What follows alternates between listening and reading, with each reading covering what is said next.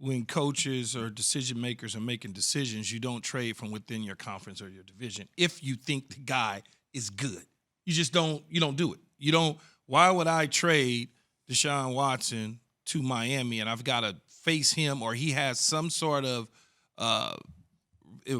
repercussions on where our season is going to be because he plays a team that we might need to lose or win, and he's playing for them to get us in the playoff. So you just don't do it. When I was traded from the Jets, every team was in the NFC. They weren't gonna move me in the AFC because they knew I was gonna come back to hunt them. You know what I was gonna ask you, Mike? It depends on the question on how risk averse are you? Because I've been sitting here thinking about if I were on the opposite end of this and I had a chance to get Deshaun Watson, and depending upon, let's say if I am Miami, what I have to give up in Tua, not knowing what the end result is going to be can leave me in a very precarious situation. Like, would you want to put your franchise in that type of purgatory? JWill, it's a great point. And that's why if I was the receiving team here, I would want to have massive conditions. Based on how much he played is how much we'll give up. We've seen that in the Carson Wentz trade, obviously for completely different reasons, but Philly and Indy landed in a spot where both sides feel protected. So, JWill, I think it's a great point. And without question, I would be saying, hey, if we're going to get a great talent like Deshaun Watson with so many questions, we need to protect ourselves. I'm trying to think. Because, Key, you bring up you don't trade in the division. Certainly not in the division, but not even in the conference if you think the guy is good. That's why, like, Orlando Brown Jr. thought he's like a really good tackle. The Ravens are trading him to the Chiefs of all teams. Maybe that's a Trojan horse. Like, this guy is not what he was a couple years ago. Like, and he's not playing well at the moment, right? They didn't feel that way. They didn't feel that way about Brown at the Ravens. That's why they did. Right. So there you go. And they got a first-round pick for him. I'm thinking about NFL history. Has there ever been a player in his prime, now we know there are off-the-field issues, who's been moved from one team to another at the apex of his power? Drew Bledsoe, traded from the Patriots to the Bills by Bill Belichick. Ooh. That's a good one. But why did Bill do that? Because he felt that he could beat him, and he wasn't as good as the guy who's still playing right now. And I think the football world was aghast when he made that decision. One, you got to give him unbelievable credit for drafting Tom Brady, keeping 4 quarterbacks on the roster in 2000, and then trading Bledsoe after they had given him $100 million.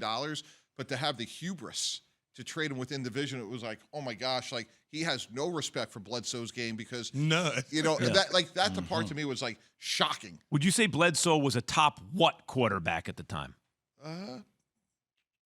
15. Yeah. I mean, he was a good player. But Deshaun Watson, I think, would be, if he was active, had he not had 22, I have to mention it, separate allegations of misconduct by 22 separate women making allegations.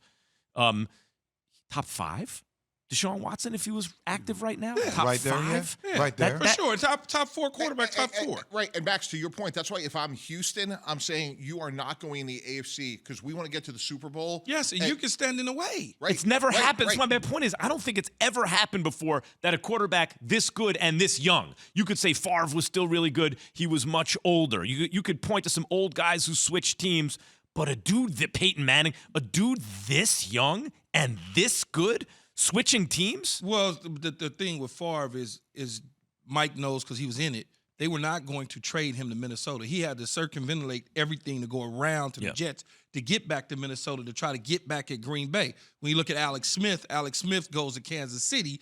But again, not a top 5. It's like, you know. Nice player. So, Mike, who do you think, what would the best trade partner be in the NFC? Carolina, because it's closer to where he's from.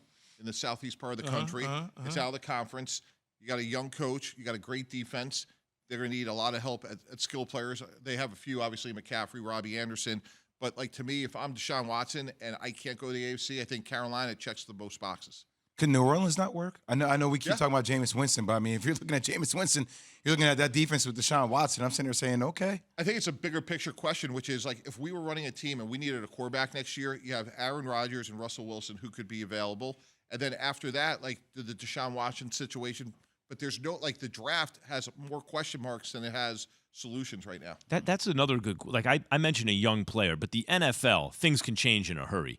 So is the fact that he's so young and a team, if he gets back on the field and answers for these allegations and it turns out that he's back on the field in some kind of short order, and people in that franchise don't have a moral or ethical, objection to the point where they won't make a move for him. Does his age factor into your thinking? Or if Aaron Rodgers is available or someone like that, you're like, you know what? I think Aaron Rodgers is even better. Maybe he can have another 3 or 4 years. I don't care so much about how old he is. Yeah, to me, 3 years is like the reasonable time in the NFL because after that, just so much can change. But as JWill said earlier, I think the other point that really bears noting here, guys, is there's criminal accusations here. And even if that gets settled, if we go back to 2010, Roger Goodell suspended Ben Roethlisberger for 6 games for violation of the personal conduct policy, and there were no criminal accusations. So if you're the acquiring team, you have to assume that there's going to be some suspension at some point. So that's why all those variables have to be factored in. A lot of investigating to go on. Oh. I mean, I got to know everything before I pull the trigger, and I got to be able to withstand the blowback from my fan base 1,000,000%. and other people that's out there. Just because he's a talent, you still this situation is a little bit different than some of the other situations that we've run up against in the NFL. And blowback, I mean, you would have protests. I mean, you would have people that will be protesting outside your stadium. That's not a good aesthetic for a lot of franchises. We asked earlier if you could start your franchise with one quarterback since 2018, drafted since 18. That's the Mahomes draft. Thanks for watching ESPN on YouTube. For live streaming sports and premium content, subscribe to ESPN+.